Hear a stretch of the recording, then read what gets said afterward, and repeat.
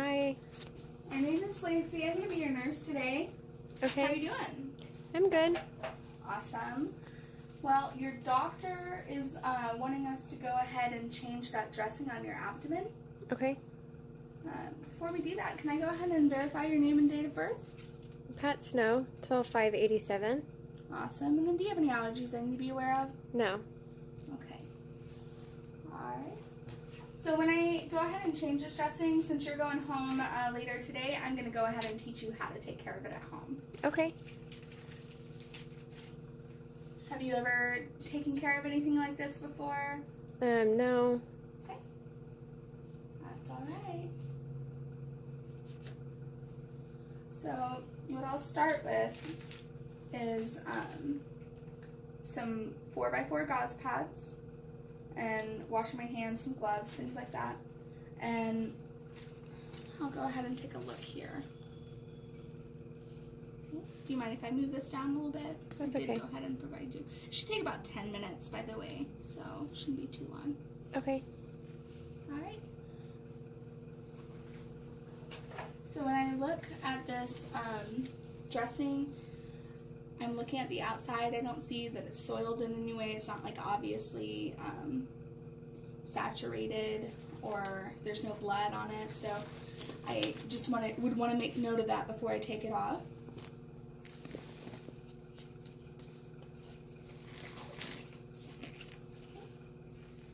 And I'm going to go ahead and remove the tape at the edges.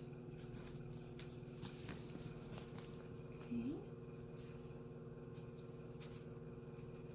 And if she's young, but if there was an older patient with like a lot of loose skin, I would just want to be careful to prevent skin tears. Okay. So I'm going to look at this here first, since I've removed it. I don't see any kind of like, it's not odorous. I would be looking and seeing what kind of drainage I have.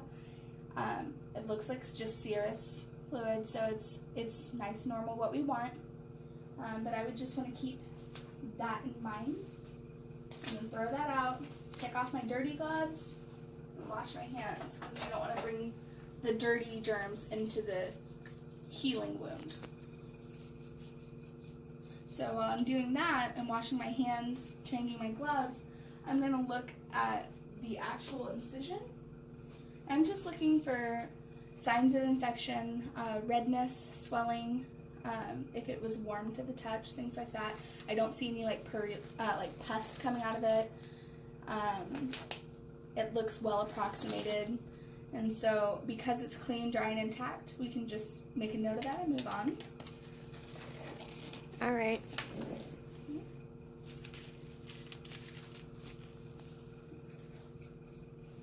My tape. Alright, and I'll when I'm done doing the actual procedure, I'll tell you exactly how you need to take care of it at home, since you might not have all the same access to, the gauze pads, the normal saline and things. You can get those things usually through like at Walmart, but there are different things we can do. Okay. So I have my gauze open, and I'm going to take my saline and get it all wet. Okay. Put that aside. Okay, I'm going to fold this over. I'm going to start here in the middle and come straight down. And so I'm not going to scrub or really put a lot of pressure into it, just remove what's on there pretty much without using too much pressure. Okay. And I'm going to go straight down the middle because that's the dirtiest part. And then I'm going to take my second one, come up here on the top, trying not to like mix into the different areas. I'm going to do the same down here. Alright, so that's clean. And then I can go ahead and discard all of those. We don't want to use the same gauze pad over each of the areas. We want to use different ones. Alright, I'll open my second gauze pad.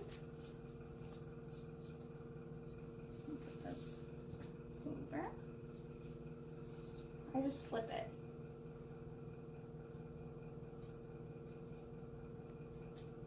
And then I'll flip up the edges.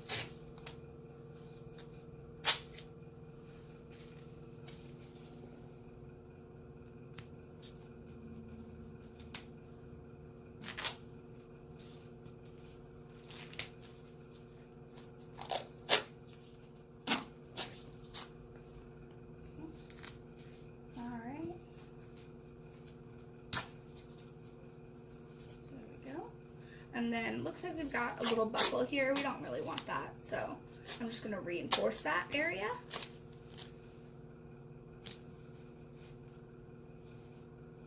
There we go. And then I would go ahead and write my name and the date on here so that we know when the last time it's been changed. Okay, so I'll cover you back up. Thank you. Do you have any questions about what was done, or how, or can you like walk me through what was done? It looks like you washed your hands with soap or with the Purell on the wall, and then you took off the old dressing and you put gloves on and washed your hands again, and then cleaned it from the incision and then on the sides, and then put the dressing back on top and taped it. Yeah, that's exactly right. Okay. So when you do it at home, you'll of course want to make sure that you wash your hands. Soap and water is fine. Okay. And then we'll have your doctor take out your stitches before you go home, or whenever your doctor comes by, he'll take those out. You don't want to take those out at home. Okay. We'll take care of your dressing and watch for signs of infection.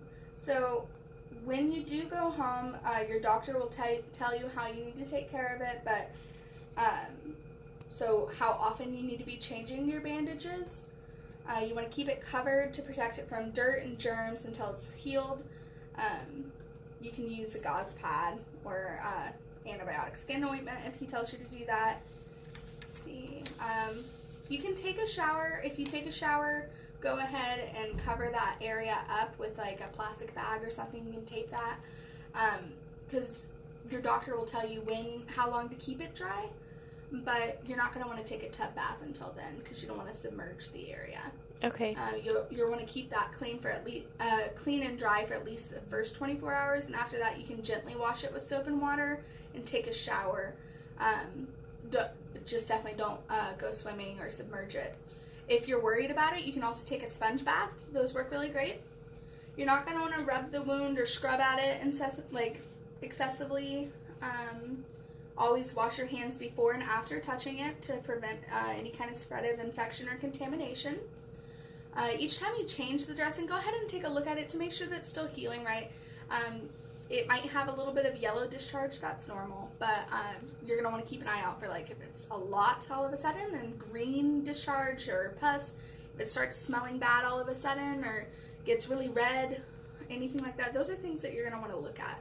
So there are different signs of infection, such as, the redness, warmth around the area, too much pain if you touch it, greenish or bloody discharge if it's like really starts to smell bad, or if it opens up. Those are all things that you're going to want to call your doctor about and let him know, and he might direct you to go to the ER or to urgent care to be evaluated.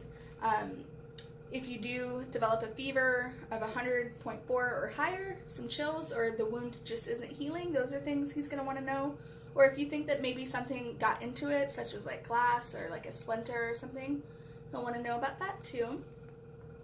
When you do the dressing, make sure that you aren't using things like peroxide or alcohol, rubbing alcohol to clean it, because it'll actually slow down the healing of the wound. You're just soap and water or normal saline. Those are really good options for that. Don't use a cotton ball, because cotton balls can leave residue that can cause infection and irritation. Just like some gauze would be good, or like a paper towel, it says is okay. Your doctor will schedule a follow-up with you to check on your progress. You're just going to want to make sure that you keep these visits. If he gives you any kind of pain medication, you're okay to take those as directed. So until your wound is fully healed, you will want to limit your activity. So you'll want to talk to the doctor about what kind of activity is right for you, and he'll let you know when it's okay to return to like more heavy duty things like sports and things. So again, we're going to watch out for the bleeding, the infection, scarring, and poor healing. So can you tell me anything about what we've talked about? As far as infection, or what do you mean? Yeah, just what are some signs of like that you're watching out for when you're taking care of your wound? I want to make sure that it's not red or swelling, or there's nothing bad coming out like green stuff or yellow stuff. If it feels warm or anything like that, then I'll just call my doctor. Perfect. All right. Do you have any questions I can answer for you? No. Do you have a number on that paper that shows in case I do have questions? I do. So I'm going to go ahead and leave this with you so you can refer back to it. It has Okay. all the information that we talked about. And then here on this page, it's going to have the number to call for your doctor if something happens. And also it'll have your follow-up visit information. Okay, thank you so much. Thank you so much, Pat. Have a great day. Thank you.